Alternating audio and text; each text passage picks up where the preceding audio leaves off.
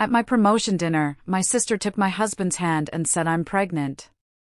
They expected me to break down and give them half my wealth in the divorce. Instead, I pulled out an envelope they never knew existed. Their faces turned ghost white. Hello everyone. Thank you for being here with me today. Before I begin my story, I'd love to know which city you're joining us from. Please feel free to share in the comments. Now, let me take you into this story. The low, confident buzz of the gilded steer was the same, but this time, it felt like a soundtrack to an execution. My husband, Trevor, sat across from me, his face a mask of practiced sincerity. Beside him, my younger sister, Deirdre, was practically glowing. She kept placing a protective hand on her small, noticeable baby bump, looking at Trevor like he was a prize she had just won at the state fair. They were relaxed, smiling. They thought this was their victory lap. Trevor cleared his throat, leaning forward, placing his elbows on the heavy oak table. He adopted the earnest, sincere expression he used when he was trying to close a sale on a top-of-the-line Lincoln. So, he began, exchanging a quick, confident glance with Deirdre. It was clear they had rehearsed this. About the divorce. We wanted to propose doing everything amicably. You know, no mess, no fuss. We think the fairest way, the only fair way, is to just divide things right down the middle. I just watched him over the rim of my water glass. I said nothing. He took my silence as agreement and gained momentum. We can get the condo appraised and sell it, then split the proceeds 50-50ths. The investments, too. We can just liquidate them and divide it all up. Simple. Community property, right? Deirdre chimed in, her voice sweet and reasonable. We think that's the only fair way, Carolyn. You two built a life together, after all. And then, Trevor went for the kill. And, you know, he said, his tone becoming a little more serious, with your new promotion and that fantastic new salary, we were thinking some temporary alimony would really help. Just until I can get stabilized with Deirdre and the baby. It would just be for a year or two, just to help us get on our feet. The sheer, unadulterated, breathtaking nerve of it was almost impressive. He wanted me to pay him alimony while he started a new life with my sister. I let the silence hang in the air for a long, heavy moment. Then, I slowly reached into my purse, my movements calm and deliberate. They both watched me, their eyes gleaming with anticipation, like two hungry wolves waiting for the kill. They probably thought I was pulling out a pen, ready to scribble my agreement on a cocktail napkin. Instead, my fingers closed around a thick, sealed, legal-sized envelope.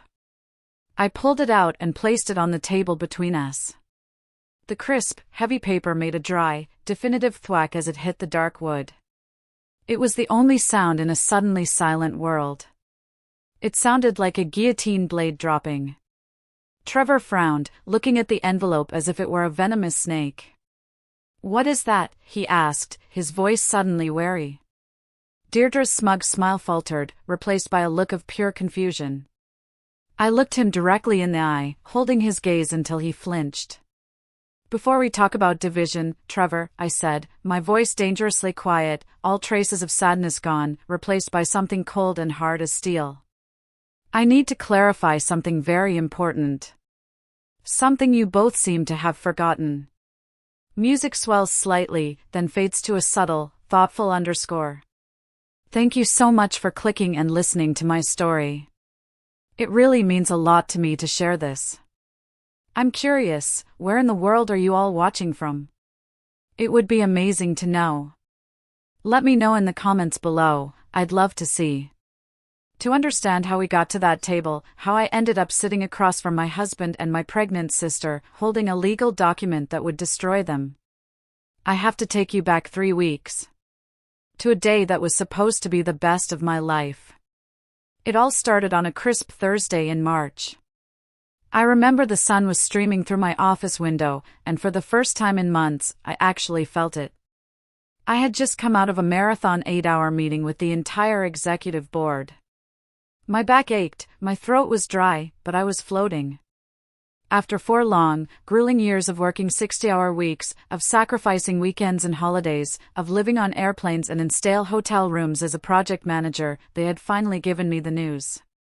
The CEO, a man I respected immensely, had stood up, shook my hand, and said, "Congratulations, Carolyn. You are our new commercial director."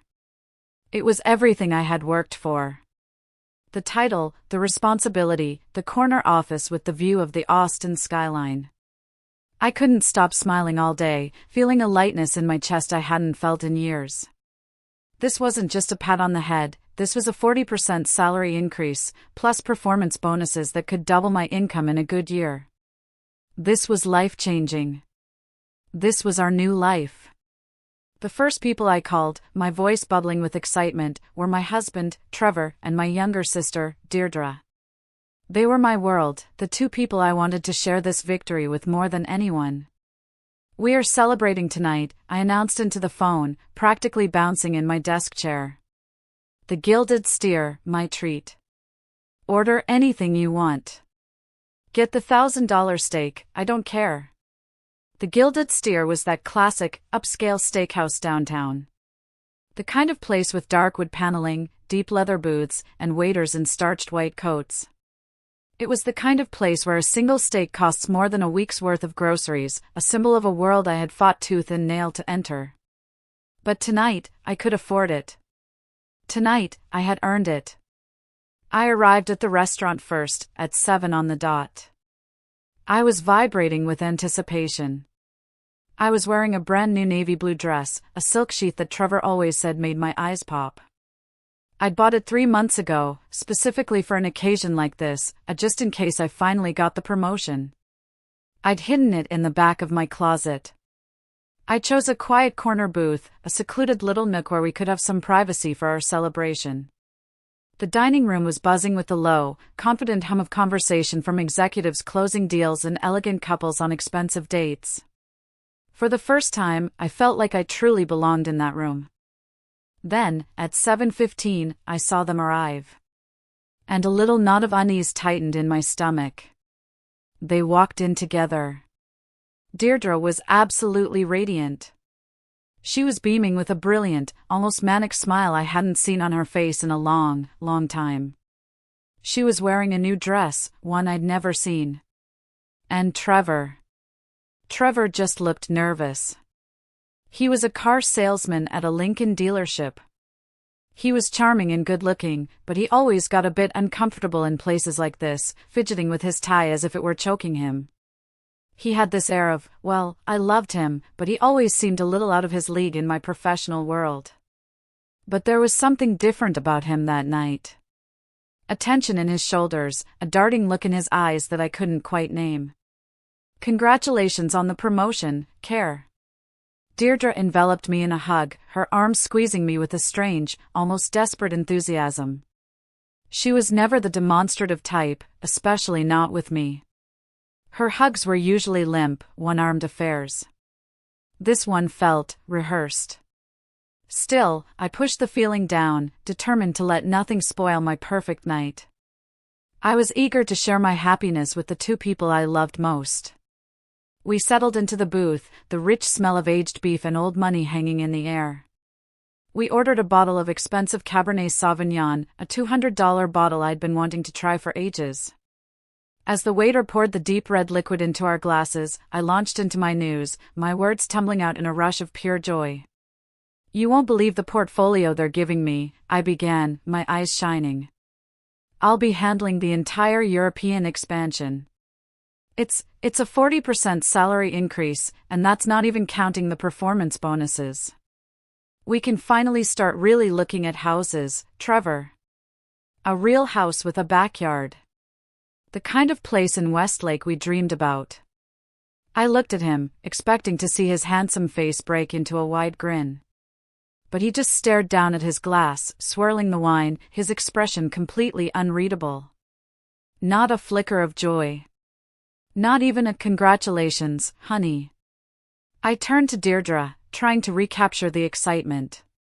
"And Deirdre," I said, my voice warm, "I was thinking, with the extra money, I could finally help you with a real down payment on a little studio of your own. Get you out of that cramped apartment and into a place you deserve. As I talked, painting this beautiful picture of our future, a future I thought we would all share, I started to notice how strange their silence was. Deirdre was listening with an unnerving intensity, her eyes wide, hanging on my every single word about my new salary. It wasn't pride I saw in her eyes. It was something else, something sharp and hungry. Calculation. Trevor, on the other hand, couldn't sit still. He just kept folding and unfolding his heavy linen napkin, his knuckles white with tension. He hadn't said more than 2 words since they'd sat down. The festive atmosphere I had imagined was curdling into something heavy and suffocating. Actually, Deirdre interrupted me, her voice cutting through my excited rambling like a shard of ice. We have some news to share, too. She reached across the heavy oak table, her movements slow and deliberate, and took Trevor's hand. My stomach didn't just drop. It plummeted. It felt like the floor had just fallen out from under me, sending me into a cold, dark freefall. The cheerful buzz of the restaurant suddenly faded into a distant, muffled roar, like I was underwater. The warm, golden lights of the chandelier above us seemed to flicker and dim. I couldn't take my eyes off her hand, her perfectly manicured fingers lacing through my husband's. A gesture of ownership, of intimacy that felt like a physical blow. I'm pregnant, she said, her voice clear and steady, laced with a note of pure, unadulterated triumph. The world stopped. Literally. It was a punch to the gut that knocked all the air from my lungs. I couldn't breathe. I couldn't think. All I could do was stare at their linked hands on the dark wood of the table. Pregnant. My sister, Deirdre, was pregnant. I know this is a complicated situation, Trevor finally spoke, his voice raspy, barely a whisper. He still couldn't look at me, his gaze fixed on a spot on the tablecloth. But, it just happened, Carolyn. We fell in love. Fell. Like it was an accident. Like they'd tripped over a crack in the sidewalk and landed in each other's arms. They both watched me then, their faces a bizarre mixture of nervous expectation and a poorly disguised, smug satisfaction. It was as if they were waiting for the explosion. They wanted me to scream, to cry, to throw a drink in his face, to make a scene that would give the other tables something juicy to whisper about over their creme brulee. They wanted a drama, and I was meant to be the hysterical star. But I couldn't do anything but stare. My sister, my little sister, the one I had helped pay for college when our parents couldn't swing it, was sitting there holding my husband's hand, pregnant with his child. And they had chosen to tell me this here. Tonight. On the night of my greatest professional achievement. It wasn't a confession. It was a calculated, cruel execution. My voice came out strangely calm, a stranger's voice, devoid of any emotion. How long? Deirdre's smile was victorious as she placed her free hand over her still flat stomach. 3 months, she replied. It started right after your birthday last year. My birthday. The day I hosted a party. The day I toasted to my wonderful husband and my amazing sister. 3 months of whispered phone calls, of secret meetings, of them laughing behind my back while I worked 12-hour days to get this promotion. This promotion I was so desperate to share with the very people who were gleefully destroying my life. I don't remember paying the bill. I must have. I remember my hands fumbling with my wallet, my corporate card. I remember the waiter's pitying look. He knew. Everyone in that section of the restaurant knew. I don't remember walking out of the restaurant. The next thing I knew, I was in my car, gripping the steering wheel, the neon city lights of Austin blurring through my unshed tears. Trevor was in the passenger seat. He had just followed me. Deirdre had, thankfully, gotten a cab. The 20-minute drive home was the longest silence of my life. It was so heavy, so absolute, it felt like I was suffocating. The only sound was the click-click-click of the turn signal. My mind, my overachieving, problem-solving brain, was a frantic projector, flashing through years of little moments, little comments, little slights that suddenly clicked into place like a key turning in a lock. Trevor working late more often in the last few months. He said the dealership was running a new sales event. Gotta hit those end-of-quarter numbers, honey, he'd said. I'd brought him dinner once, around 8 p.m. The dealership was dark. The security guard said he'd left hours ago. When I called him, he sounded out of breath. Oh, he panted, went out with the guys for a beer. Didn't want to bother you. I believed him. Deirdre suddenly calling more frequently, asking about my schedule, my travel plans, under the guise of sisterly chatter. Oh, you'll be in Chicago for 4 days? You must be exhausted. Poor Trevor, all alone. Maybe I'll drop by with a casserole or something. I'd thought, how sweet. She's finally maturing. Them arriving at the restaurant together, as if it were the most natural thing in the world. His nervousness, her manic energy. It all made a sickening kind of sense. This wasn't an accident.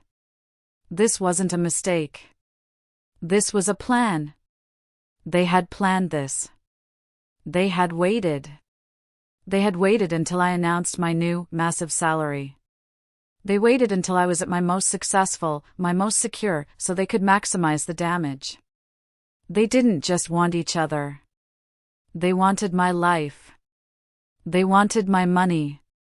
My promotion wasn't a reason to celebrate, it was their signal to strike.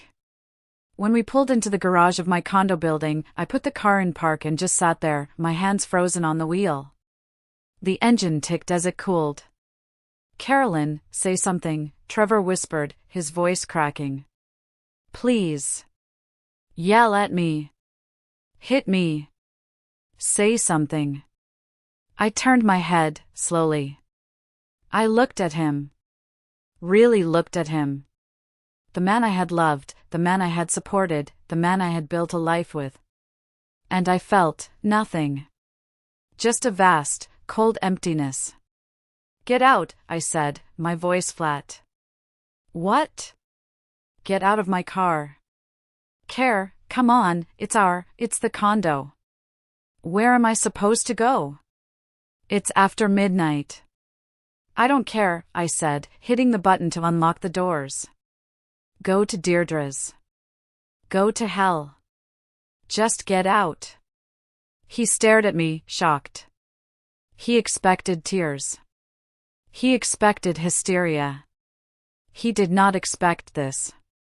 He got out of the car, and I floored it, the tires squealing as I drove out of the garage, leaving him standing alone under the harsh fluorescent lights. I didn't know where I was going. I just drove. To understand how this could happen, you have to understand my sister. You have to understand my family. Deirdre has always lived in my shadow. And now I realize, it hadn't just bothered her, it had consumed her. It had festered into a corrosive envy that had poisoned everything between us. I was the older daughter, the responsible one. The fixer. It started when I was 16. Our dad, a CPA, lost his biggest client and his practice nearly went under. He was a proud man, but I saw the panic in his eyes, the way he'd sit at the kitchen table with stacks of bills, his head in his hands. So, I got a job. I started working at a local diner, 30 hours a week, on top of my AP classes. My paycheck went straight to the household account to help with the mortgage. I became a little adult overnight. And Deirdre? Deirdre, who was 14, complained that she couldn't get the new designer jeans all her friends had. She threw a full-on tantrum when my mom said no. My parents just sighed and told her to be understanding, but they never made her get a job. They shielded her. I was the provider, she was the princess. I was the one who got good grades without seeming to try, because I had to. I knew my only way out, my only way to build a life, was a scholarship. I couldn't afford to be average. Deirdre was the one who got B's and C's, and my parents praised her for trying her best. I remember my senior year of high school. I was a finalist for that massive, full-ride scholarship to the University of Texas. The one that would change my life. The final step was a long, deeply personal essay. I had spent weeks on it, polishing every word. It was sitting on the kitchen table, printed and perfect, in a folder, ready to be mailed. Deirdre, in a fit of clumsiness, spilled an entire can of root beer all over it. "Oops," she'd chirped, with those big, innocent eyes, as the sticky brown liquid soaked through the pages. My hand just slipped. My parents, bless their hearts, yelled at me for leaving something so important just lying around. Deirdre got a sympathetic pat on the head and a "don't worry about it, honey." I had to stay up all night, rewriting the entire thing from scratch in 6 hours, my hands shaking from caffeine and rage. I got the scholarship, but I see it now. It was never an accident. She couldn't stand to see me win. She has always been a saboteur. When I graduated with honors and landed my first great internship at a multinational firm, her comment was a backhanded, "You've always known how to sell yourself." It wasn't a compliment, it was an accusation. Our parents, they only made it worse. They were the original enablers, always trying to even things out in a way that just fueled her toxic sense of entitlement. When I bought my first reliable, new Ford Fusion with my first big bonus, I was so proud. A week later, my parents co-signed a loan for Deirdre for a 10-year-old used convertible, just so she wouldn't feel left out. The car broke down 6 months later, and they expected me to help pay for the repairs. "You're doing so well, Carolyn," my mom said. "It's just a few $100s." When it came to college, I paid my own way with scholarships and work study. They took out a second mortgage to help pay for Deirdre's private arts college, which she dropped out of after 2 semesters because the critiques were too harsh and she didn't feel inspired. Now, her constant, probing questions about my finances over the past year made a sickening kind of sense. "So, what's the interest rate on a mortgage like this?" she'd ask when she visited my condo. "What's your salary now, anyway?" "I'm just trying to get a benchmark for the freelance market," she'd lie, as if her sporadic graphic design gigs were in the same universe as my corporate career. She wasn't curious. She was doing reconnaissance. She wasn't just my little sister, she was a corporate spy, casing the joint. It was pure, unadulterated greed. And I had been too blind, too trusting, too desperate for a sisterly bond that never really existed, to see it. And Trevor. Oh, poor, simple, easily led Trevor. He wasn't the mastermind. He was just the tool. He was the weak link Deirdre could exploit to get to what she really wanted, my life. When I met him, he was all charm and that $1,000,000 smile. A car salesman who could make anyone feel like a king. He was funny, he was attentive, and he seemed to adore me. I was 24, climbing the ladder, and he was my handsome, charming escape from the corporate grind. But underneath it, he was always insecure. You see, before he worked at the Lincoln dealership, Trevor had tried to be a real estate investor. He had big dreams, fed by late-night seminars, but absolutely zero discipline. He tried to flip a house in a bad neighborhood, thinking he was smarter than the market. He'd used high-interest credit cards to pay for contractors who ran off with the money. He hid it from me for 6 months while we were dating. It wasn't until we started talking about moving in together, about maybe getting a mortgage, that the truth came out. We were at my tiny apartment, the one I could barely afford, and he just broke down. He confessed. He was nearly $30,000 in credit card debt, and his credit was shot. He couldn't even get approved for a new phone, let alone a mortgage. And guess who bailed him out? Guess who quietly took her entire year-end bonus, money she had earmarked for her own retirement fund, and paid off his debts so we could get a fresh start? Me. I told myself it was an investment in us. I told myself he just needed a second chance, that he had learned his lesson. But he never forgave me for it. He never forgave me for being the one who had to save him. He loved the idea of my success. He loved the nice dinners, the validation it gave him, the impressive friends I had. But he hated that it was my success, not his. My world was one of executive boards and international portfolios, his was one of sales quotas and commissions. He'd make little digs, jokes that always had a sting. Must be nice to just sit in meetings all day while I'm grinding on the sales floor, he'd say, conveniently forgetting that my sitting paid for our vacations, our car payments, and the roof over our heads. My new promotion, my new 40% salary increase. I see it now. For him, it wasn't a victory for our family. It was a giant, glaring spotlight on his own failure. It was a mirror reflecting everything he wasn't. He needed to feel superior. He needed to feel powerful. And Deirdre saw that weakness from a mile away. I remember the very first night I introduced them. We were at a backyard barbecue at my boss's house. I was so excited for my two favorite people to meet. Deirdre, wearing shorts that were a little too short, immediately latched onto him. She was laughing too loud at his jokes, touching his arm, flipping her hair. "Oh my God, Trevor," she gushed, "you're hilarious. Carolyn is so lucky. She's so serious all the time, it's good she has you to lighten her up." It was a perfect triangle of sabotage. A dig at me, flattery for him. Later that night, she pulled me aside by the pool. "Wow, Care," she'd said. "He's gorgeous. But, are you sure he's your type? He seems a little simple. I just worry he'll try to take advantage of you. You're so successful." I thought she was being a protective sister. How stupid I was. She wasn't warning me. She was probing. She was measuring him. She was assessing his weakness and my blindness. She didn't find him attractive, she found him useful. She stroked his ego. She listened to him complain about me. She made him feel like the man, the one in charge, the one she looked up to. She validated his insecurities, and in doing so, she owned him.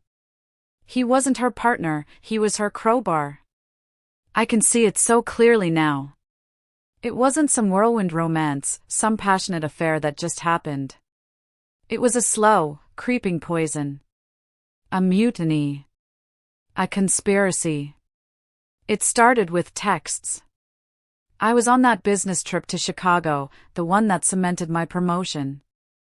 I was in back-to-back meetings for 4 days, working 14-hour days, collapsing into my hotel bed at midnight, and calling Trevor just to hear his voice before I passed out. He'd sound distracted. "Yeah, honey, it's fine. Just watching the game. Love you, bye." He wasn't just watching the game. Deirdre dropped by the house. "Just checking in on my favorite brother-in-law," she probably said, all bright and innocent. "I brought over that casserole you love. I know Carolyn never has time to cook." Another dig at me. Another stroke for his ego. "Carolyn works so hard, she must be exhausted. You must get so lonely." She brought over a 6-pack of his favorite beer. The beer I always kept stocked in the fridge. They sat on my patio, in the chairs I bought. And they talked. They formed a secret club. The We're Not As Perfect As Carolyn Club. They bonded over their shared victimhood. He'd complain that I was too focused on work, that I was more excited by a spreadsheet than by him, that I was too tired when I got home. And Deirdre would listen, her eyes wide with fake sympathy. "I know," she'd whisper, probably putting her hand on his arm. "She's always been like that. She doesn't get us, Trevor. We're different. We're the dreamers. She's just a planner. She's so cold sometimes, isn't she?" It was them against me. I remember coming home from that marathon meeting, the final presentation. I was exhausted but buzzing with adrenaline. Trevor was on the couch, smiling down at his phone. That secret, smug smile. "Who are you texting?" I asked, kissing his head. Just Deirdre, he said, not looking up. She's hilarious. Sent me a funny meme about work. I actually felt a pang of happiness. I'm so glad you two are getting along, I said. It means the world to me that my two favorite people are friends. God, I was a fool. I wasn't just blind, I was leading him to her. I was endorsing it. It escalated.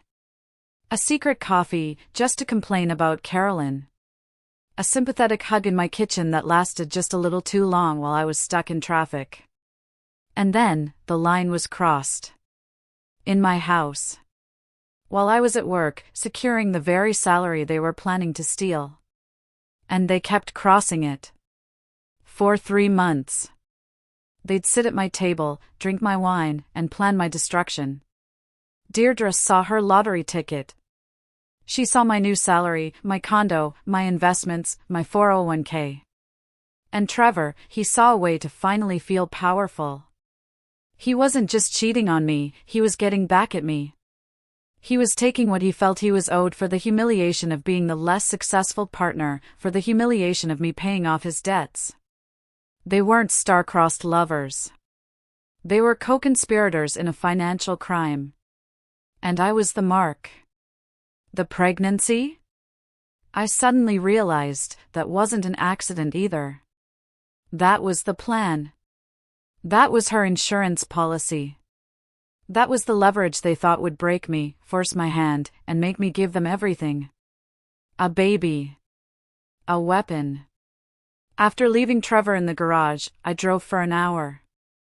I didn't cry. I was just empty. The adrenaline from the dinner had worn off, leaving a profound, hollow numbness. I finally pulled into a quiet, dark park and just sat there, the engine off, staring into the void. I was a commercial director. I was responsible for millions of dollars in revenue. I could predict market trends. I could negotiate multi-year contracts. And I hadn't been able to see the two-person insurgency happening in my own home. When I finally got back to my condo, it was almost 2 a.m.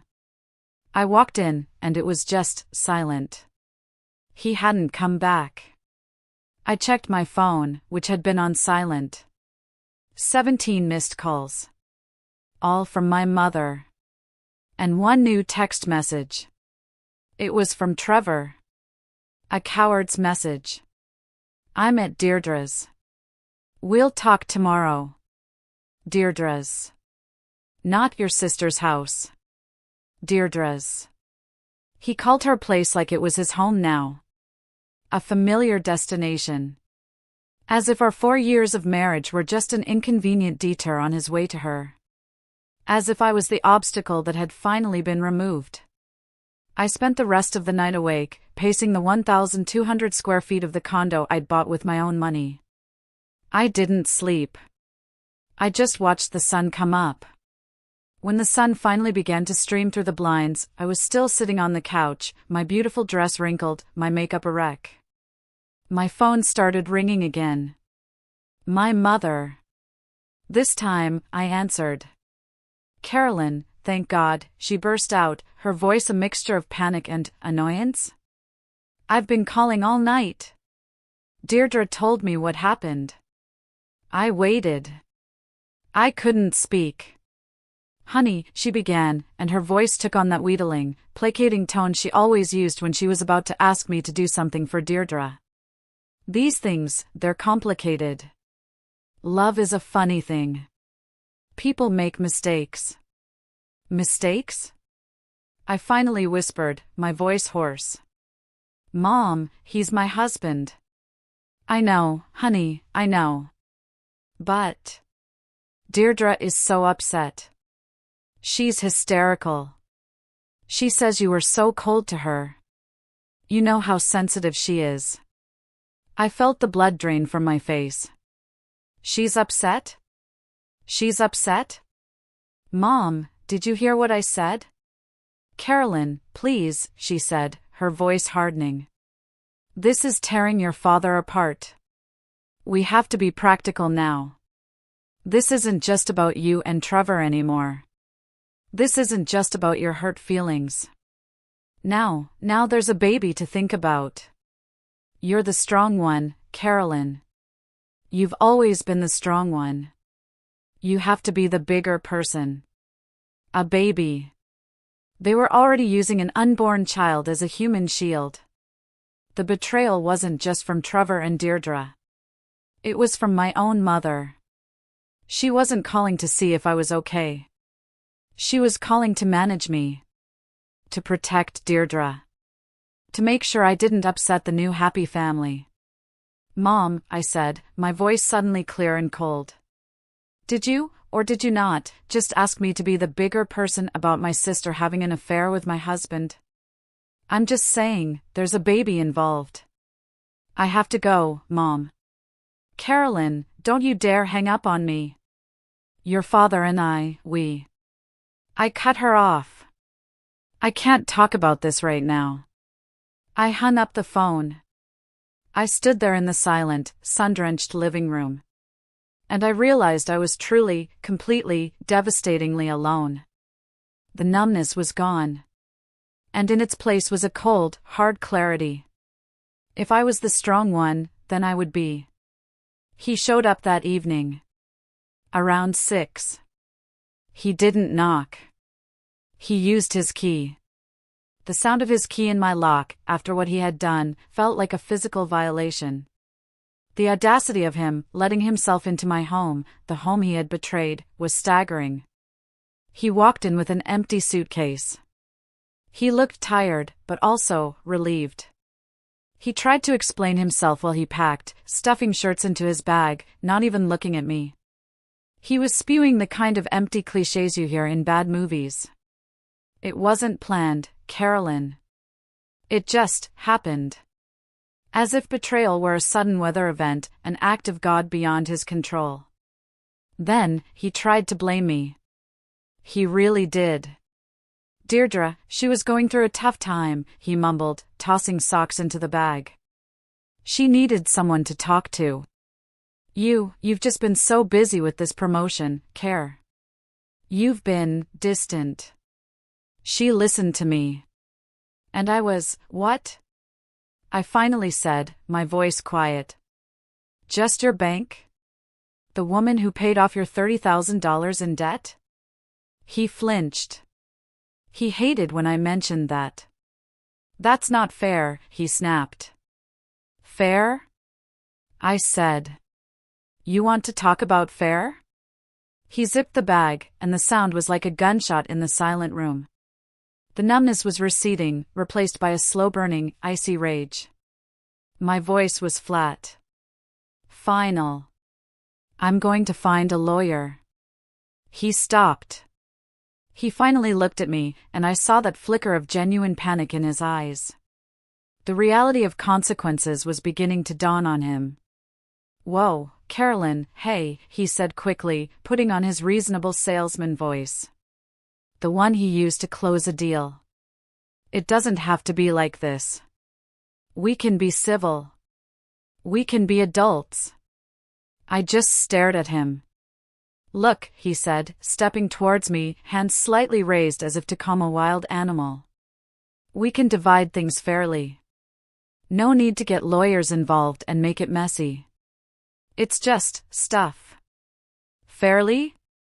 The word hung in the air, a monument to his delusion. Yeah. You know. He was gaining confidence now, as if he and Deirdre had rehearsed this. This was their plan all along. We sell the condo, split it 50/50ths. The investments, too. We liquidate everything, divide it up. Simple. It's the only fair way. After all, we're married. Community property. My blood ran cold. He didn't just want out. He didn't just want my sister.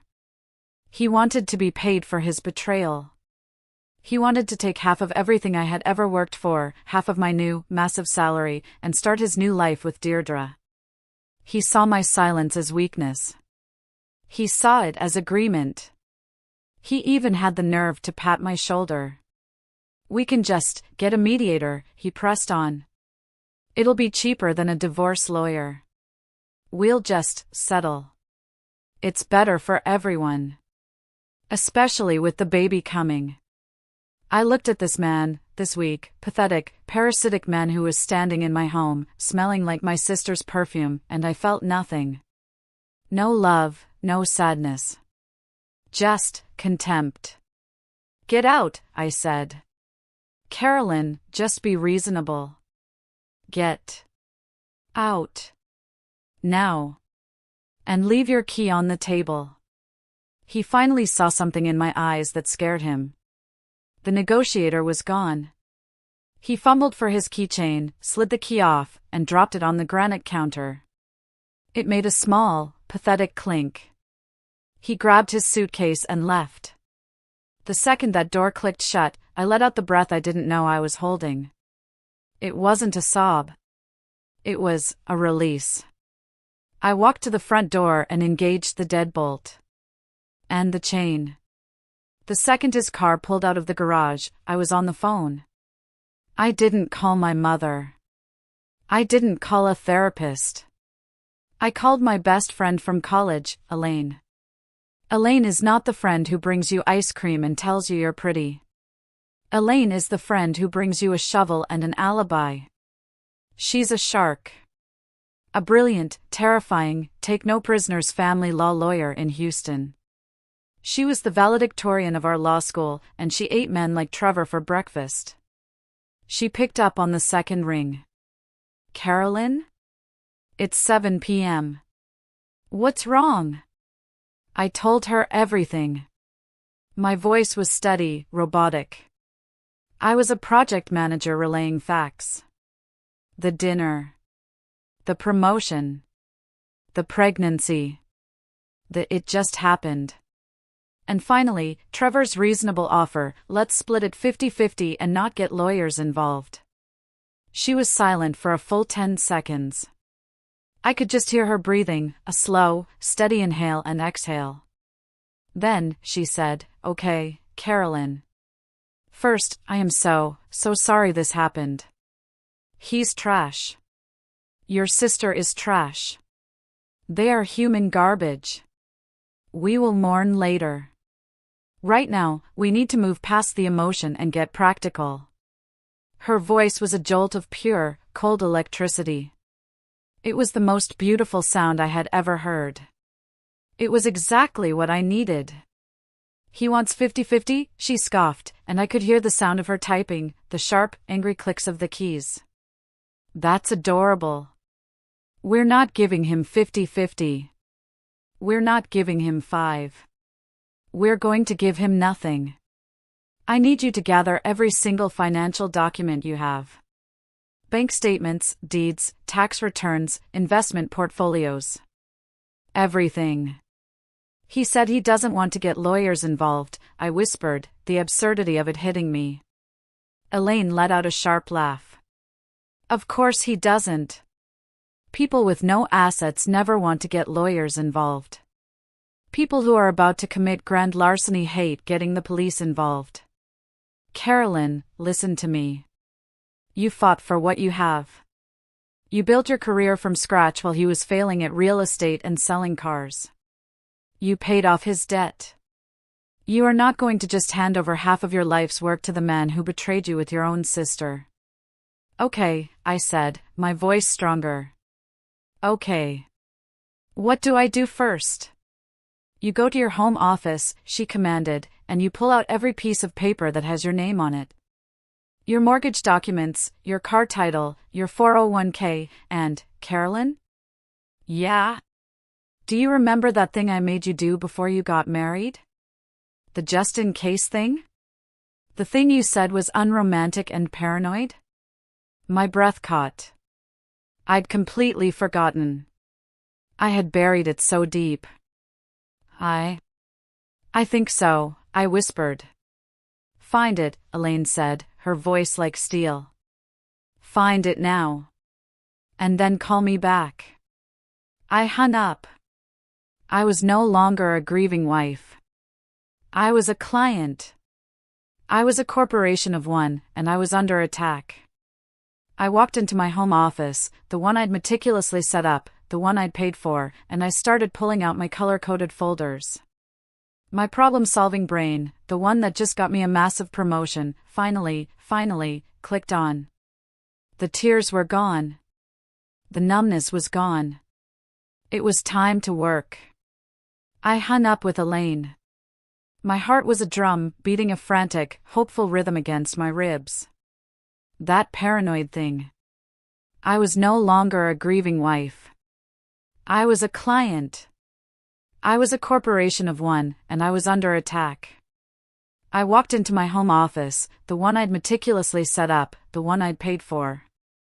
This room was my sanctuary, all clean lines and organized files.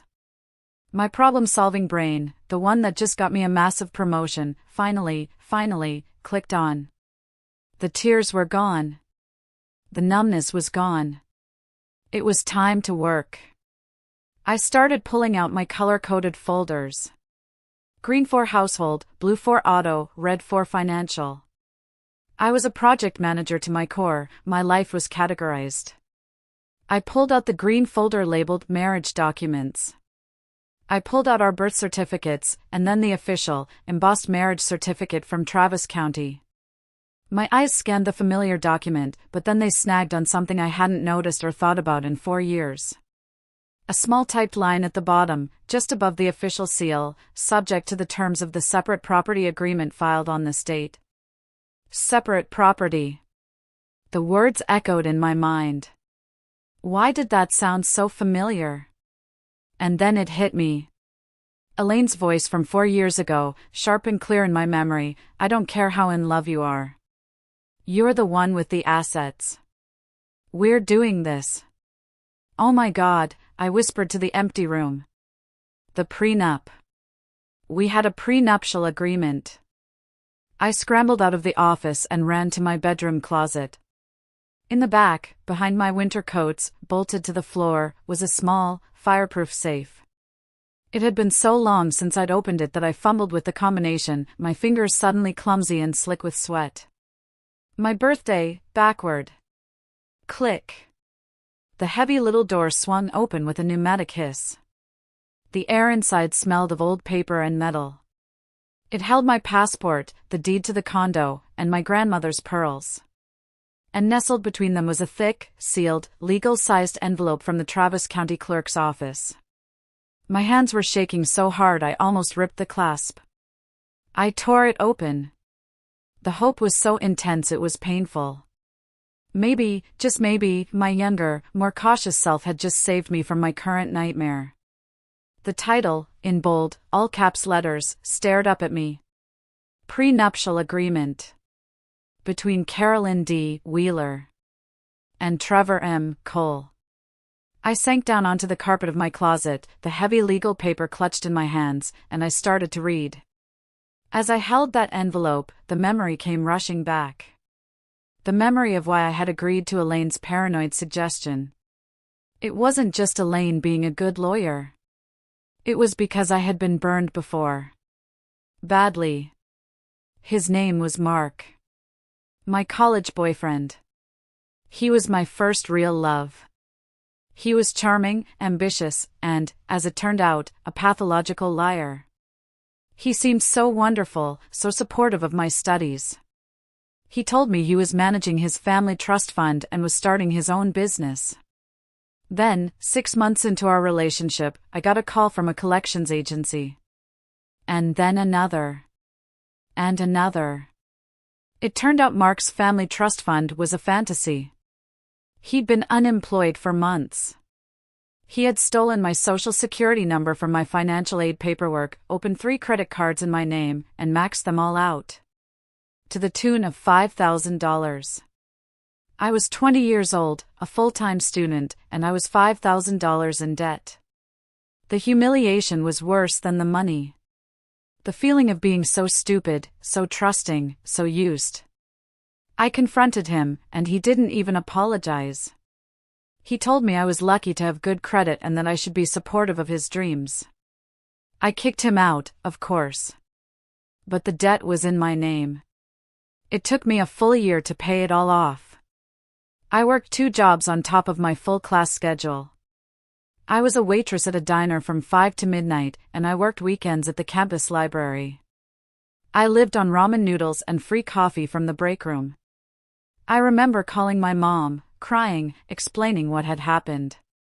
And she just sighed and said, "Well, Carolyn, you've always been too trusting. You need to be more careful." No sympathy. Just blame. I swore to myself, in that tiny, cold dorm room, that I would never let anyone have that kind of power over me again. Never. I would never let a man compromise my financial future. I would never let my trust be a weapon someone could use against me. So, when I met Trevor, I was cautious. And when I paid off his $30,000 debt, I felt that old, familiar sickness in my stomach. I loved him, I really did. But that $5,000 lesson from Mark was screaming in the back of my head. So when Elaine, my sharp, brilliant lawyer friend, suggested a prenup, I didn't fight her. I didn't tell Trevor it was because of Mark. I just told him it was good, sensible financial planning, as my lawyer, Mrs. Albright, had suggested. I told him it was just a piece of paper. I remembered the day we signed it with photographic clarity. It was a miserable, humid Thursday morning in May, just 2 weeks before our wedding. Trevor showed up 15 minutes late to the lawyer's office. He was miserably hungover. He'd been out with his work buddies from the dealership for a last bachelor outing and had stumbled in at 3 a.m. the night before, reeking of stale beer and cheap wings. He showed up to the lawyer's office looking sleepy and irritable, in a crumpled shirt, complaining under his breath that he'd lost an important sale because of this stupid appointment. He was more focused on his lost commission than on the document that would define our financial future. We sat in the stuffy, wood-paneled office of Mrs. Albright, a sharp, no-nonsense woman in her 60s who did not suffer fools. She peered at Trevor over her glasses, clearly unimpressed. "Mr. Cole," she said, her voice crisp, "I want to be very clear about what you are signing." She explained the basic terms with the patience of a saint, in plain English. "This is a complete separation of assets," she said, her gaze fixed mainly on Trevor, trying to gauge his comprehension. "This means each of you maintains ownership of your individual property. Both what you bring into the marriage, and, crucially, what you acquire during it through your own salary, inheritance, or investments. This agreement protects both of you. Do you understand?" Yeah, got it," Trevor said, nodding distractedly. "What's mine is mine.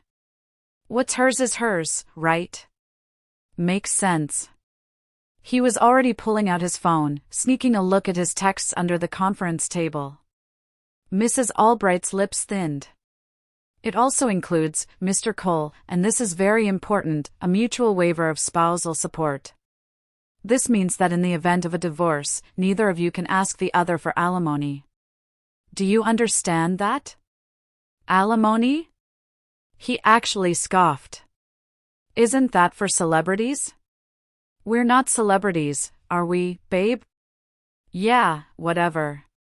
That's fine. I'm never going to need that." He was trying to be charming, to win over Mrs. Albright. She was not charmed. "And you understand," she pressed on, "that Mrs. Wheeler, Carolyn, is entering this marriage with significant assets? The condo, her investment portfolio? And her career has a much higher earning potential than yours?" I remember kicking him under the table, embarrassed. But he just laughed. "Yeah, I know, I'm marrying a big shot," he said, winking at me. "It's fine. What's hers is hers. I'm not after her money. I love her." He was so arrogant. So dismissive.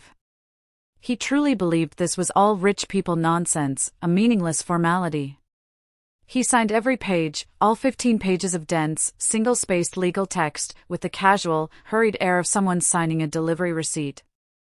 He didn't read a single word. He just wanted to get it over with so he could get back to the dealership and try to save his sale. Driving back to my condo in my car, he put his hand on my knee and smiled, his eyes still bloodshot. "I still think this whole contract thing is kind of weird," he'd said. "But if it makes you happy, that's all that matters. In 2 weeks, we'll be husband and wife. Forever." He truly hadn't understood a thing. He hadn't absorbed a single word. He had no idea that in his hungover, distracted state, he had just signed away any right to my present and my future fortune. And I, so blissfully in love and confident in our forever, didn't mind his lack of attention. The contract was just a formality we'd never, ever need. How tragically, beautifully wrong I was. Now, for years later, standing in the harsh light of my bedroom at 2 a.m, I finally understood the profound value of that rich people nonsense. I spread the pages of the contract out on my bed. The legal words that once seemed like dry, formal jargon now shone on the page like a sacred text, a declaration of my independence. I read each clause again, my heart pounding with a wild, triumphant rhythm. Clause 1, complete separation of property.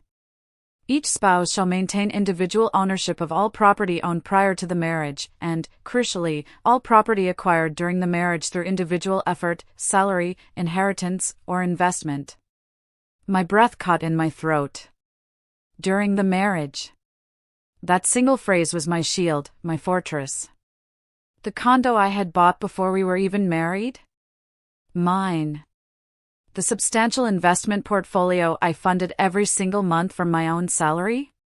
Mine. The valuable stock options I received from my company as part of my compensation? Mine. The $50,000 stake in the tech startup I had bought 2 years ago with my bonus money? All of it. It was exclusively, unequivocally, and legally mine. I moved on to the next section, my eyes flying across the page. Clause 2, dissolution of marriage. In the event of dissolution of marriage, there shall be no division of separate property. Each party shall retain the entirety of their individual assets and waive any and all claims to the assets of the other party. No division of property. He had no right to anything. Absolutely nothing.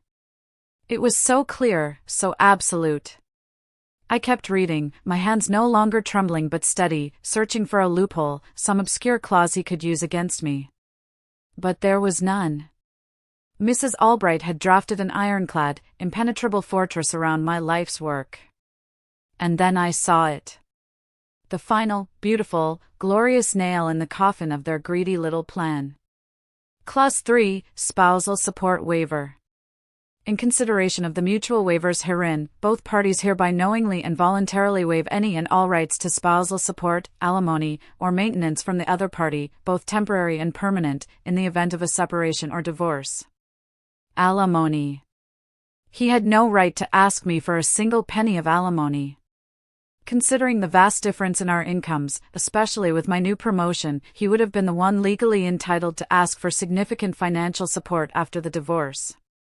But he had signed that right away. He had traded it for another 30 minutes to get back to the dealership. For the first time in 3 agonizing days, a real, genuine smile spread across my face. It felt foreign, but wonderful. Trevor had signed his own financial death warrant 4 years ago, and he didn't even have the slightest clue. And Deirdre. Oh, sweet, conniving Deirdre. My mind flashed to her triumphant, smug smile at the restaurant. She had seduced my husband, thinking he was her lottery ticket, her golden goose, her gateway to a comfortable life funded by my sweat and sacrifice. She thought she was about to cash in on half of my assets, a prize she believed she was owed. What a delicious, spectacular, and deeply satisfying irony.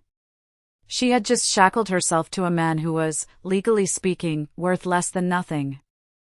I didn't just smile. I got to work. I went back to my home office. I grabbed my laptop. I opened a new Excel sheet. I titled the file, divorce_financials.xlsx. My mind was suddenly sharp and clear. I was no longer a victim, I was a project manager, and this was my most important project.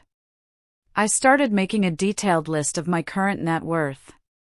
Column A, Assets, Carolyn. Row 1, Condo, Zillow estimate. Column B, $400,000. Row 2, Vanguard Portfolio, VTSAX. Column B, $105,000. Row 3, Company Stock Options, Vested. Column B, $120,000. Row 4, Tech Startup Stake, Seed. Column B, $50,000. Row 5, 401k, Fidelity. Column B, $130,000. Row 6, Liquid Savings, Chase. Column B, $40,000. Row 7, 2020 Lexus, paid off. Column B, $20,000. I hid some at the bottom. Total, $865,000. Then I made a new section. Income, Carolyn. Row 1, New Salary, Annual. Column B, $220,000. Row 2, Potential Bonus. Column B, up to $100,000. Then I created a new tab. Assets, Trevor. Row 1, 2018 Ford F-150, KBB. Column B, $20,000. Row 2, Outstanding Auto Loan. Column B, minus $15,000. Row 3, Credit Card Debt that I know about. Column B, minus $5,000. Row 4, Total. Column B, $0. Income, Trevor. Row 1, Salary, Annual, Estimated. Column B, $55,000. My God. The sheer, staggering imbalance. Deirdre didn't fall in love with my husband. She fell in love with my Excel spreadsheet. And they had both made a fatal, ruinous miscalculation. They had no idea about the armor of ink I had wrapped around my life all those years ago. I took out my phone. I went into my closet. I spread the prenup out on the floor, page by page. I turned on the bright overhead light.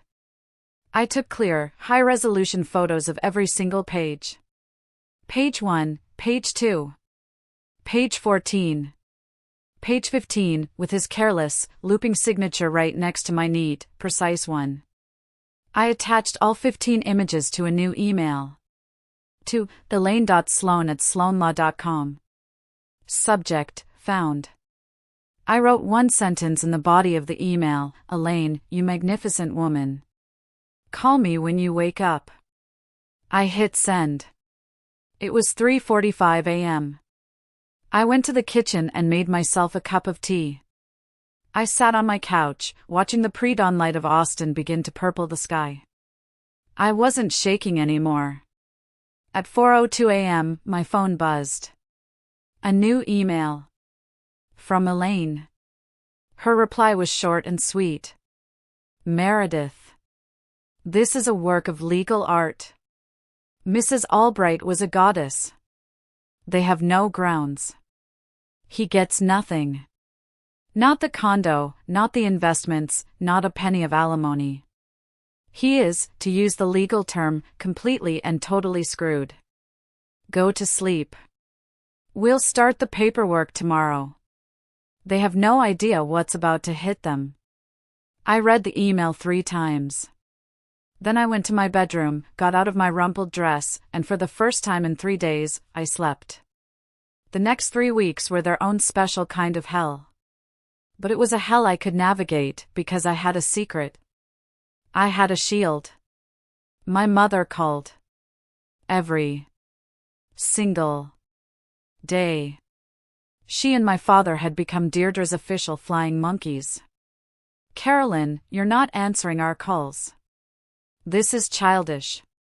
Carolyn, Deirdre is so stressed, it's not good for the baby. You need to be the bigger person.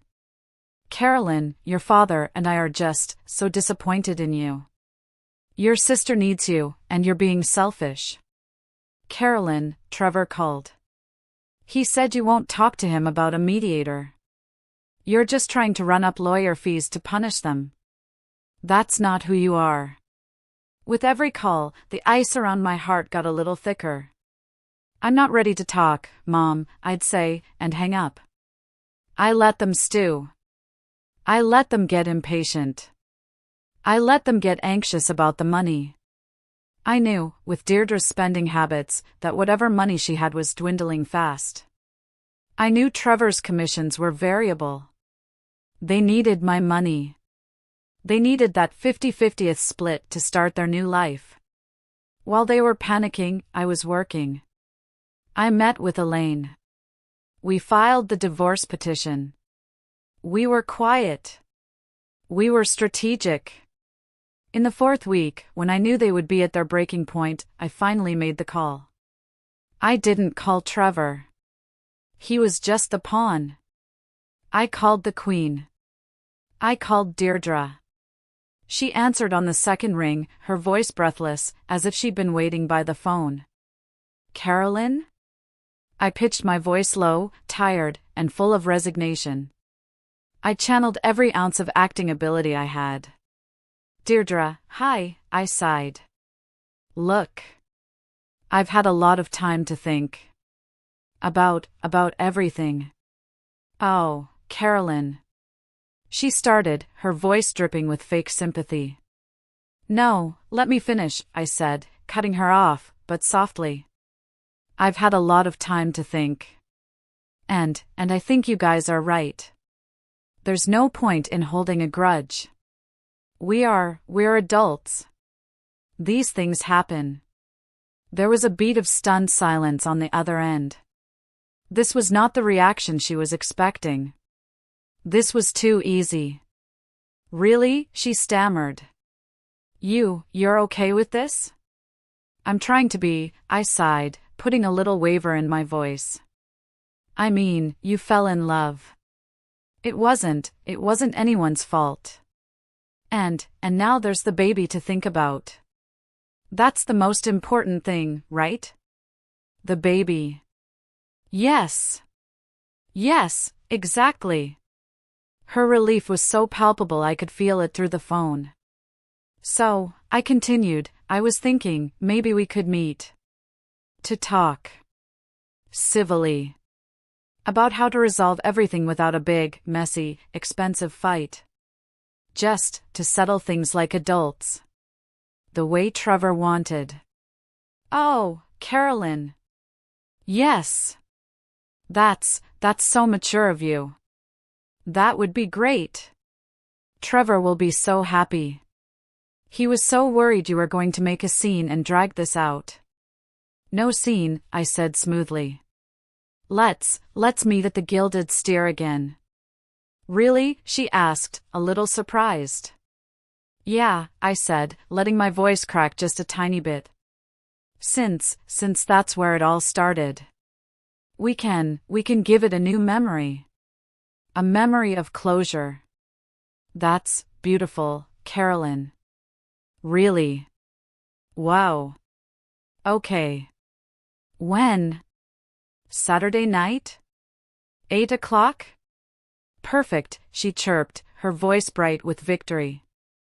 We'll see you then. And, thank you, Carolyn. This is the right thing to do. See you Saturday, I said, and hung up. A slow, cold smile spread across my face. I looked at the original copy of the prenup, sitting in its fresh envelope on my desk. Saturday night was going to be very, very interesting.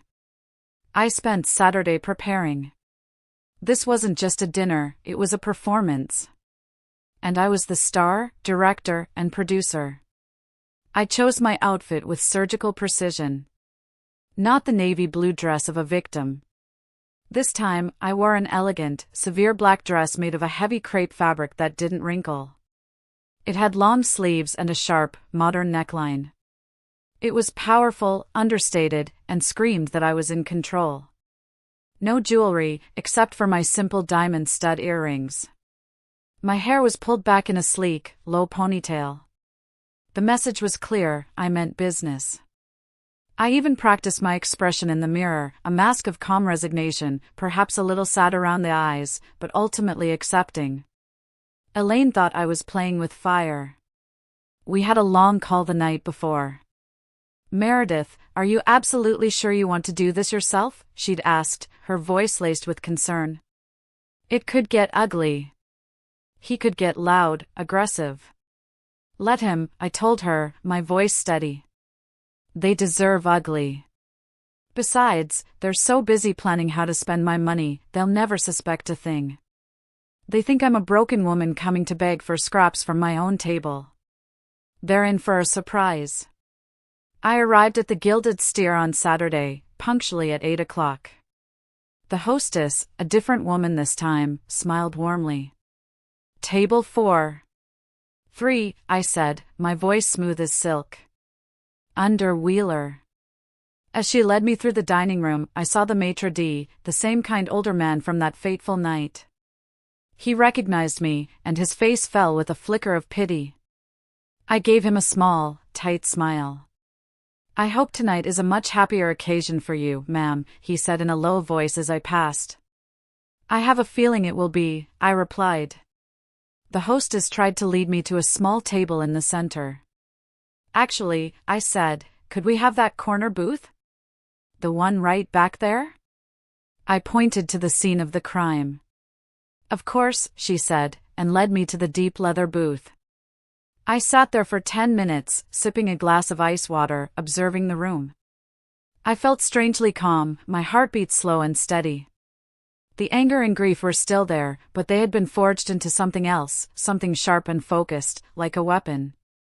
Then, at 8:15, they arrived. They walked in hand, and the entire atmosphere around them was different. They weren't nervous this time. They were relaxed, smiling, laughing together. They looked like a couple who had weathered a storm and had now come out into the sunshine, completely in love and ready to claim their prize. They were triumphant. Deirdre was wearing a soft, pink maternity dress. It was just tight enough to proudly accentuate her small but noticeable baby bump. She looked so smug. They both did. They looked like they had one. Mare, Deirdre said, leaning down to give me an air kiss next to my cheek, her perfume cloying and sweet. You look beautiful, so chic. Thank you, I said, my voice perfectly even. You both look well. The pregnancy suits you, Deirdre. It's been wonderful, she bubbled. We're already thinking of names. Trevor is set on Michael if it's a boy, but I'm leaning towards Gabriel. Trevor, playing the part of the doting future father, pulled out the chair for her, a chivalrous gesture he rarely bothered with for me in our 4 years of marriage. He sat down opposite me and gave me that look of practiced sincerity. Carolyn, he said, his voice low and serious. Thank you for agreeing to do this. For talking like this. Peacefully. I was afraid you'd, make a scene? I finished for him, giving him that small, sad smile I had perfected. Don't be silly, Trevor. We're all adults here, aren't we? We ordered the same expensive bottle of Cabernet as last time. The irony was so thick you could cut it with a steak knife. Trevor ordered it, a grand gesture, as if he were the host. I let him. Deirdre sadly held up a hand. None for me, obviously, she said, patting her stomach again. Just a club soda. They thought this was their victory lap. They thought this was the final negotiation, where the vanquished foe gracefully surrenders the spoils of war. They had no idea they were walking into an ambush. After the waiter had poured the wine and retreated, Trevor cleared his throat, getting down to the business he was so eager to conclude. He leaned forward, placing his elbows on the table, adopting that earnest, sincere expression he used when he was trying to close a sale on a top-of-the-line Lincoln Navigator. So, he began, exchanging a quick, confident glance with Deirdre. It was clear they had rehearsed this. About the divorce.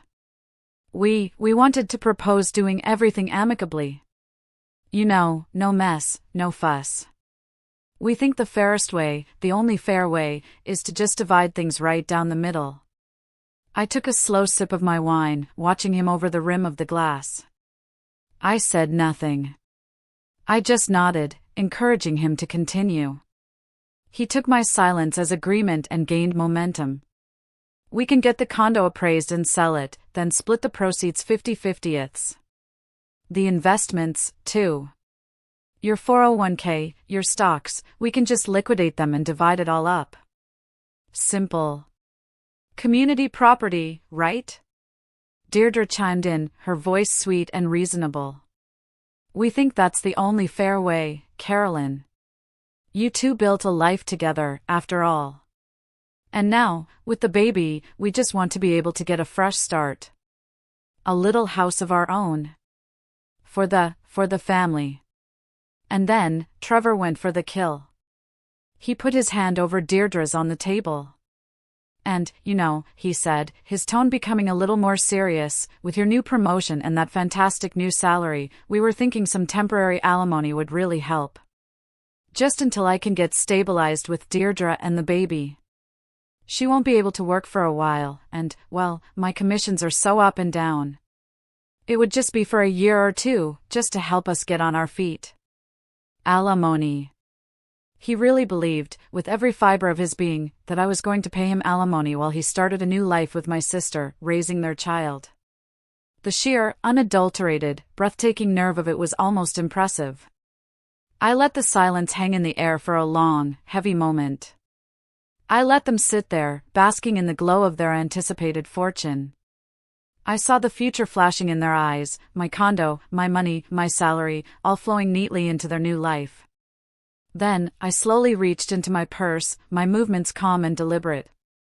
They both watched me, their eyes gleaming with anticipation, like two hungry wolves waiting for the kill. They probably thought I was pulling out a pen, ready to scribble my agreement on a cocktail napkin. Instead, my fingers closed around a thick, sealed, legal-sized envelope. I pulled the envelope out of my purse and placed it on the table between us. The crisp, heavy paper made a dry, definitive thwack as it hit the dark wood. It was the only sound in a suddenly silent world. It sounded like a guillotine blade dropping. Trevor frowned, looking at the envelope as if it were a venomous snake. "What is that?" he asked, his voice suddenly wary. Deirdre's smug smile faltered, replaced by a look of pure confusion.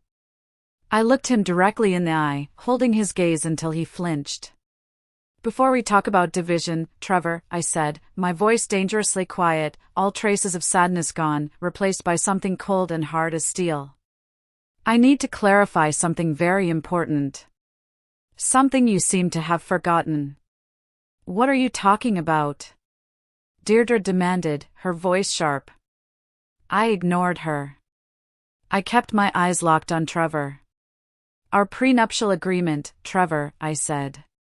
The color drained from his face so fast it was like watching a time-lapse video of a flower wilting. He went from a healthy tan to a pasty, sickly gray in a matter of seconds. "What?" he whispered. "Remember?" I pressed on, my voice cutting. "For years ago. Mrs. Albright's office. You were hungover. You were late. You were complaining about a lost commission. You signed 15 pages without reading a single one. You called it, what was it? Rich people nonsense." Deirdre looked from me to him, her brow furrowed in utter confusion. "What agreement? Trevor? What is she talking about? You never told me about any agreement." I forgot," he stammered, his eyes wide with panic. It was nothing. It was just some paper she wanted for the condo." "It wasn't nothing, Trevor," I said. I tore open the envelope and pulled the pristine pages out, spreading them on the table like a winning hand of poker so they could both see. It was, and is, a legally binding contract. A contract that you signed. A contract that makes this conversation very, very simple. Trevor just stared at the pages, his mouth hanging open. He looked like he was going to be sick. Deirdre, on the other hand, snatched the top page. Her eyes, sharp and hungry just moments before, were now wide with dawning horror. "What is this?" she hissed at Trevor. "You signed a prenup?" "I didn't think it was real," he yelled, his voice cracking. "I thought it was just something to make her feel better." "Oh, it's real," I said. "Let's review, shall we?" I pointed to the first bolded heading. "Let's start with Clause 1, complete separation of assets." "Do you remember what that means, Trevor? Or were you too busy checking your phone that day?" His hands were visibly trembling as he picked up the pages. His eyes darted frantically across the lines, trying to process the dense legal terms he had so arrogantly and foolishly ignored 4 years ago. "Now hold on, Carolyn," Deirdre said, her voice losing its confident edge as she tried to take control of a situation that was rapidly spinning out of her grasp. "Even with some kind of agreement, you were married for 4 years. There's community property. Division of assets acquired during the marriage." "Not when there's a complete separation of assets, Deirdre," I cut her off, my voice as sharp and clean as a surgeon's scalpel. I tapped my manicured finger on the specific clause on page 2. "It's right here in black and white. Each spouse shall maintain individual ownership of all property owned prior to the marriage, and all property acquired during the marriage through individual effort, salary, inheritance, or investment." That means the condo, which I bought before we married, is mine. The investment portfolio, which is funded exclusively from my salary, is mine. The stock options, my 401k, my new salary, everything, it all stays with me. This can't be legal. Trevor finally exploded, his voice cracking and rising an octave. He slammed his hand on the table, rattling the silverware and drawing attention from the neighboring booths. "This is Texas. It's a community property state. I lived there. I contributed to the expenses." "You contributed $300 a month for groceries and gas, Trevor," I said calmly, my voice a low, steady counterpoint to his rising hysteria. "I paid the $1,800 mortgage every single month on time from my own bank account. I paid the $200 condo fees. I paid for the utilities, the internet, the insurance. Your $300 does not give you property rights over an $800,000 asset portfolio. That's not how math or the law works." Deirdre was now frantically flipping through the pages, her eyes wild, her face pale, searching desperately for a loophole, a lifeline, some escape clause from the nightmare that was unfolding before her. "But alimony," she shrieked, her voice thin and reedy. "He has a right to alimony. You make so much more than him. The judge will." "The judge," I interrupted, "will honor the contract." I gave her a slow, cold smile. It didn't reach my eyes. "An excellent point, though. Please turn to page 5, section 3. It's titled, Spousal Support Waiver. Allow me to read it for you." I picked up the page and read clearly into the shocked silence. "Both parties hereby knowingly and voluntarily waive any and all rights to spousal support, alimony, or maintenance from the other party, both temporary and permanent, in the event of a separation or divorce." Trevor waived his right to alimony when he put his neat little signature on this line right here. "I didn't know what I was signing," he yelled, his face contorted with a mixture of panic and impotent rage. "You tricked me. This is a trick." "I tricked you?" I asked, my voice dangerously low. I leaned forward, the predator cornering its prey. "Trevor, you were a 30-year-old man sitting in a lawyer's office." Mrs. Albright explained every single clause in plain English. "You were too arrogant to listen. You were too lazy to read. You said, and I quote, 'Yeah, makes sense.' There are witnesses. It's all registered at the courthouse. It is as legal and as binding as the marriage vows you so casually threw away." The expression on Deirdre's face was a slow-motion car crash of emotions. It morphed from confusion to disbelief to pure, unadulterated horror. The reality of their situation, the catastrophic failure of her grand plan, was finally hitting her like a freight train. Deirdre looked at Trevor, her face pale and slack with shock. "You mean, he gets nothing?" she whispered, the words barely audible, her dream of a comfortable life dissolving into thin air. Nothing at all? Nothing, I confirmed, gathering the pristine pages and sliding them back into their envelope. Zero. Zilch. Nada. I looked at Trevor. You leave this marriage exactly as you entered it, with your financed pickup truck, your collection of polo shirts, and your own significant credit card debts.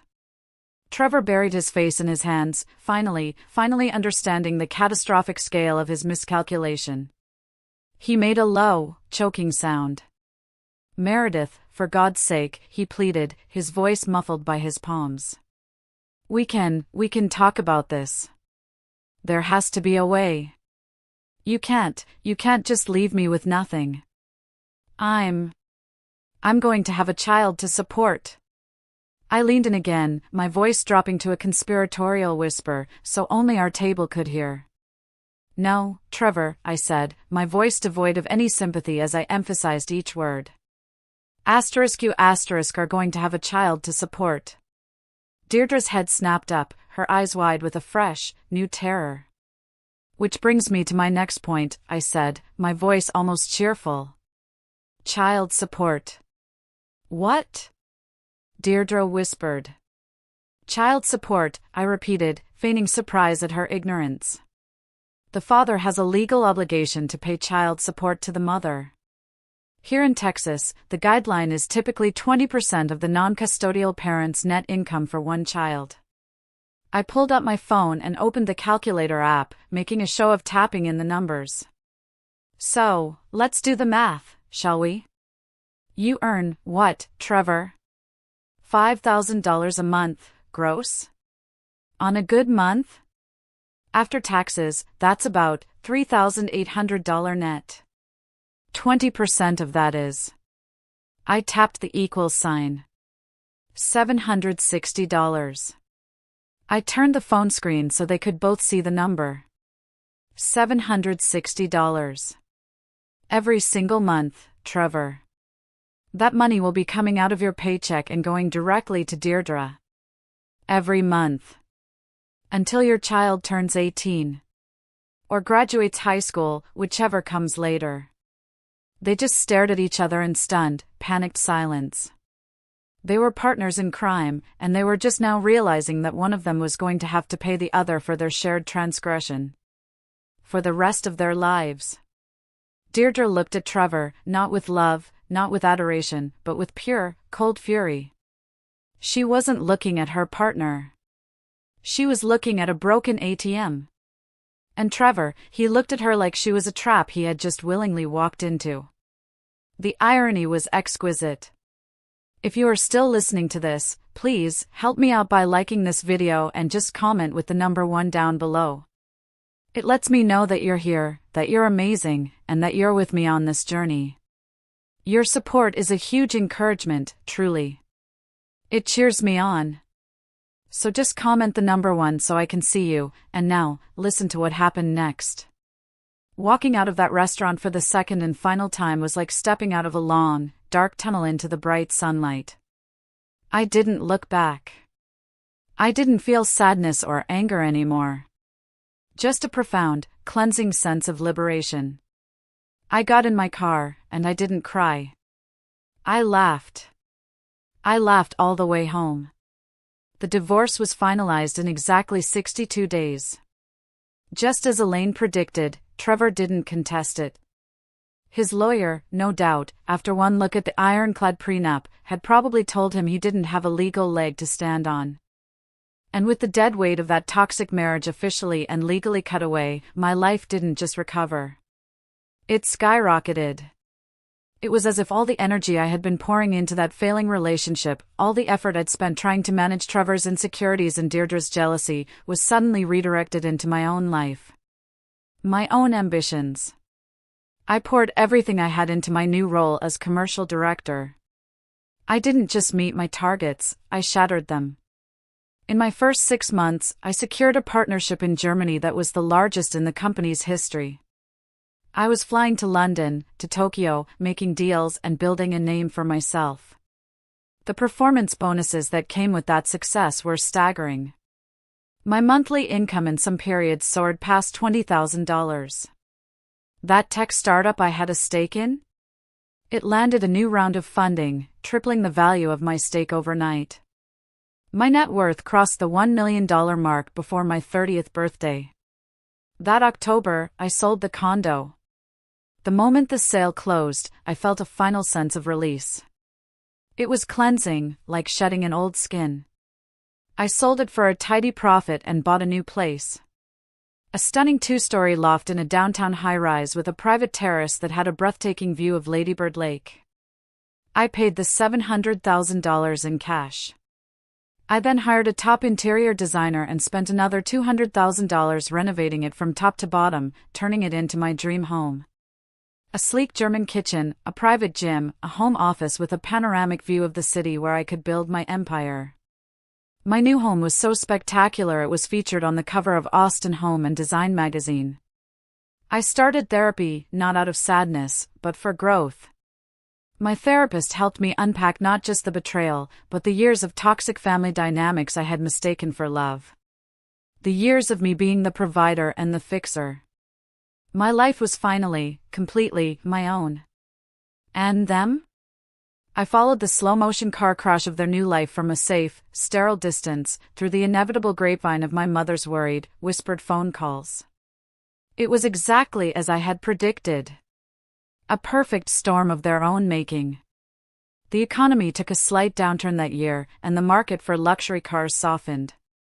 Trevor's commission-based salary, which had been precarious even in the best of times, plummeted. According to my mother, he was barely clearing $3,500 a month. After the court-ordered $760 child support was automatically deducted from his paycheck each month, there was very little left for him to live on, let alone support a new family. They couldn't afford a 2-bedroom apartment in Austin.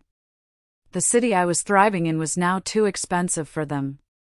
So, Deirdre and the new baby, a little girl, had to move back home with our parents in their small 2-bedroom house in San Antonio. Our parents, who were retired and living on a fixed income, were now supporting 3 adults and an infant on my father's meager pension. The financial and emotional strain on them was immense. Trevor, meanwhile, was stuck in Austin with his job.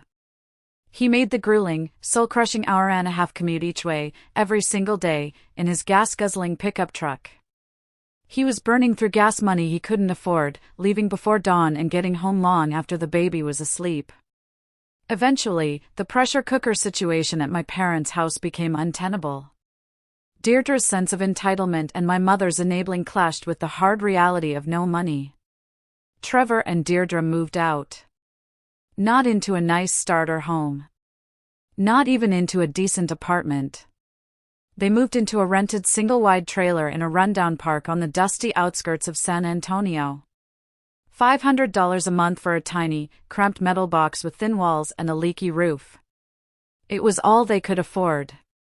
My mother said they fought constantly. Vicious, ugly fights about money. He blamed her for pushing for the divorce so aggressively, for being so blinded by greed that she never considered the possibility of a prenup.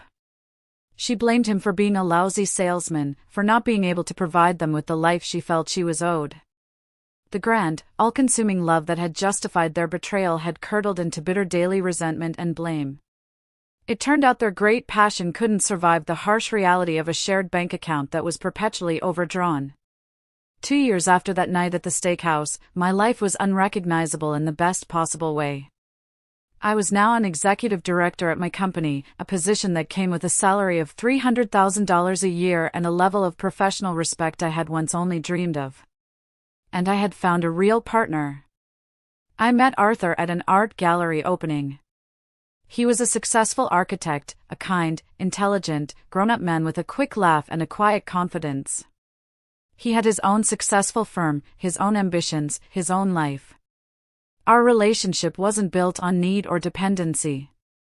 It was built on a foundation of mutual respect, shared interests, and genuine partnership. We were 2 whole, independent people choosing to build something new and beautiful together. Then, about a year into my relationship with Arthur, I got a call from my mother. She was hysterical.